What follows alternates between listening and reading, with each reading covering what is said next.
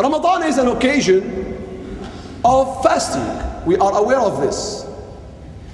Shahr al-Siyam. And fasting is a pillar of Islam. What I want to concentrate on in this first khutbah, Insha'Allah, is how we benefit from fasting.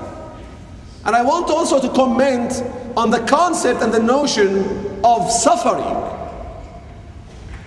and make a balance between the way of Islam and other ways.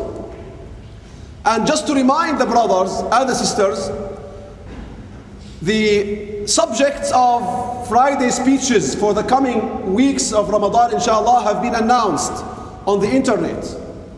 And this beautiful crowd is so beautiful, and we wish to see every brother and every sister in the Taraweeh prayer every night. And we would love to celebrate with you the mercy in Salat al-Jama'ah every day, especially in the evening. And inshallah there will be 2 lectures in the evening, every day. First lecture will be before Taraweeh on Tafsir Surah Yasin, the interpretation of Surah Yasin, which I believe every Muslim memorizes. And the second lecture will be a brief talk on the meanings of the beautiful names of Allah subhanahu wa ta'ala, Tafsir Asma'illahi al-Husna. Because on Friday speeches we cannot talk about everything. It's a limited time and limited opportunity, and we know that you have to go back to work. But we need you every night in the evenings to sit and be exposed to the mercy of Allah subhanahu wa ta'ala in the Taraweeh prayer and in the dua of al-Qunut, and witness every night the increase of your iman and the promotion of your relationship with Allah subhanahu wa ta'ala. Since we all understand that Allah subhanahu wa ta'ala doesn't get any pleasure from our worship. Our worship is for our own sake. Allah subhanahu wa ta'ala says, وَمَا خَلَقْتُ الْجِنَّ وَالْإِنسَ إِلَّا لِيَعْبُدُونَ. But not that He gets a benefit or a pleasure from our worship subhanahu wa ta'ala. No, but that He created us to know Him. وَمَا خَلَقْتُ الْجِنَّ وَالْإِنسَ إِلَّا لِيَعْبُدُونَ أي لِيَعْرِفُونَ. We are created to know Allah subhanahu wa ta'ala. That is the goal, the end of our creation. In the process of knowing Allah subhanahu wa ta'ala, we need to understand that worship, ibadah, is the only way. There is no other way through which we can reach Allah subhanahu wa ta'ala except al-ibadat. Yet some people may reflect upon the fact that, well, some other traditions, people of other faiths, say that you may reach Allah wherever you are. Or some others say, in order to reach Allah, you have to suffer. You have to suffer. Buddhism, for example, or Hinduism, is built on suffering, pain-taking. In order to please God, you have to suffer. Islam is not built on that way, because Allah subhanahu wa ta'ala doesn't get any benefit from your ibadah. Your ibadah reflects upon you, elevates you, improves you. This is why Allah subhanahu wa ta'ala planned the ibadah in a way that is compatible with our capacity. لا يكلف الله نفسا إلا وسعها. Allah doesn't task any soul beyond her capacity. And this is why Allah subhanahu wa ta'ala made the prayers 5 instead of 50. In the story of Al-Isra wal-Mi'raj, you understand how Allah subhanahu wa ta'ala imposed first 50 prayers on us and then made them 5. Because the deen all is made in order to improve our relationship with Allah subhanahu wa ta'ala, to benefit us, to make us know our Creator, acknowledge His bounties upon us.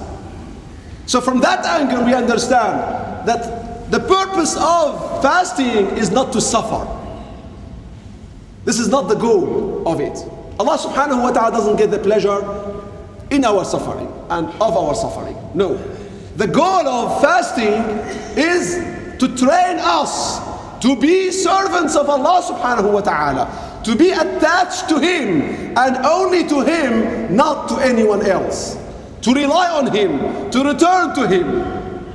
Because in the process of business, while we're journeying throughout our life, we might get attached to many things. The Prophet ﷺ expressed this in a sound hadith in al-Bukhari: تعس عبد الدينار تعس عبد الدرهم تعس عبد الخميصة تعس وانتكس وإذا شيك فلا انتقش.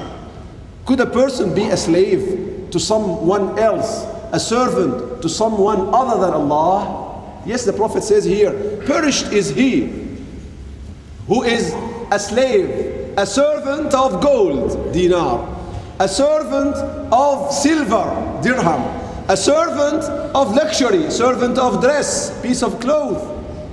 If this is the goal, then you're bound by your goals, and you're going to live your life running behind the dunya in order to get the best of it, and there is always something better, and you will be always thirsty, and you will never get enough. Allah subhanahu wa ta'ala wanted us to train, to understand that we can do without a little bit of food. We can do without a little bit of drinks. We can do without the pleasures of mates married, coming together. We can do with all of that, and in reality we can come closer to Allah subhanahu wa ta'ala with the least that we take. This is why Allah subhanahu wa ta'ala says, يا أيها الذين آمنوا كتب عليكم الصيام كما كتب على الذين من قبلكم. At the end of the verse, there is a beautiful statement. لعلكم تتقون. لعلكم تتقون. لعل in the Arabic language is حرف ترجي. That is to say, you hope that something is going to happen, so you say لعل. So all indications in the verse indicate that the process of fasting leads to taqwa. كتب عليكم الصيام. Siyam has been proscribed upon you, as it was proscribed on the people before you, so that you may get taqwa. How can we get taqwa? By abstaining from food, abstaining from drinks. We get taqwa. Yes, indeed, this is the school of training in which and through which we get taqwa. If you are able to resist a meal during the day when you need it and you are hungry, you will be able to resist an income that is haram in the future. If you are able to resist a glass of water when you are thirsty and you don't drink for the sake of Allah, and you wait until sunset, you will be able to resist the temptations of the dunya in the future. If you are able to resist approaching your wife or your husband during the day of Ramadan, if you are able to resist the temptation of lust, you will be able to succeed in the battles of this life between haram and halal, between us and the shaitan. Because there is a battle going on, and the bulk of us are defeated in this battle. Some income, a job that is offered to us, even if it is haram, tempts us to be defeated in the battle and to sacrifice all the Sharia rules, and we go for it. We have no patience. Anything that is haram offered to us from the dunya, we have little resistance in front of it. Allah subhanahu wa ta'ala wanted us to train how to resist the temptations when you need food and drinks and lust, and you resist from it. You train how to have patience in other fields of this life. This is why, as we will see later Insha'Allah, we're going to speak about anger in one of the coming Fridays, because Ramadan is a school, a training school, how to suppress your anger.